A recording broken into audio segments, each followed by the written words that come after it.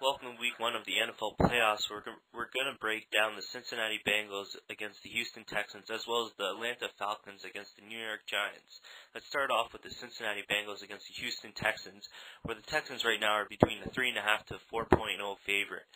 Now, the only reason I'm not 100% confident in this pick is because Andy Dalton was sick earlier this week with the flu, so we don't know how he's going to bounce back from that, but he's been practicing the last couple of days, which is great.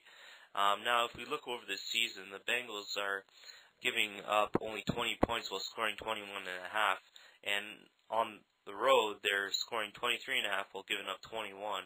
So both positive numbers, whereas Houston, with Yates at quarterback, has a 2-2 record basically, and they're basically trading points pretty evenly at home and the road.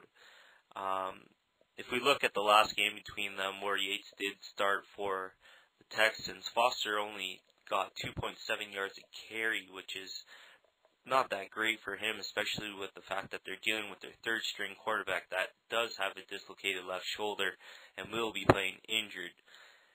Now, the last game that these two teams played against each other was one with 2 seconds left, but that's a little misleading, the fact that they won the game at all, considering the fact that the Bengals were stopped on the 9, as well as on the 1-yard line. They did have a 5-yard penalty that set them back and had to make them settle for a field goal, and that one more touchdown, and this game's not even close at the end, and the Bengals win this easily. Now let's look at the Atlanta Falcons, where they're facing the New York Giants, who are -3 pretty much across the board, but that line seems to be teetering.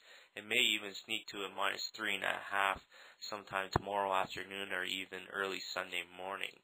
Now, over the course of the season, the Atlanta Falcons struggled out of the gate, but they really came together the last few weeks.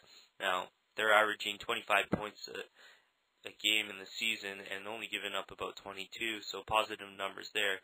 On the road, not as great, but still not terrible, where they're putting up 21 and giving up 23. Now, the Giants at home have not been that impressive at all. They're basically trading points, and they've had big games and they've had bad games. So it's pretty much a toss-up for them at home. Now, we're basically going to look at the course of the season in this, where the Falcons have pretty much kept every game close, except for the one time against the Saints and the Packers this year, and then their opener against the Bears wasn't that all impressive. Now, the Giants at home have only beat teams pretty badly when they beat Dallas last week with an injured Tony Romo and banged up running back core, which was not a surprise at all, as I had that pick, and in the early season against St. Louis, and we all know how bad St. Louis was this year. So, for my Week 1 NFL playoff pick, it is a little bit different than normal. I'm going to tease these two games, and I'm going to take the Bengals plus 10.5 or 11. It doesn't really matter in my opinion. If you can get it for 11, be great. But the main number that I would love to see move to 3.5 would be the Atlanta Falcons, and be able to tease them to plus 10.5 if we can. If we can tease that game and definitely take it in that sports book, and then get 10.5 for the Bengals as well. Otherwise, let's grab the Bengals at plus 11 and tease Atlanta for plus 10. That's all for me. Check out iwantwinners.ca.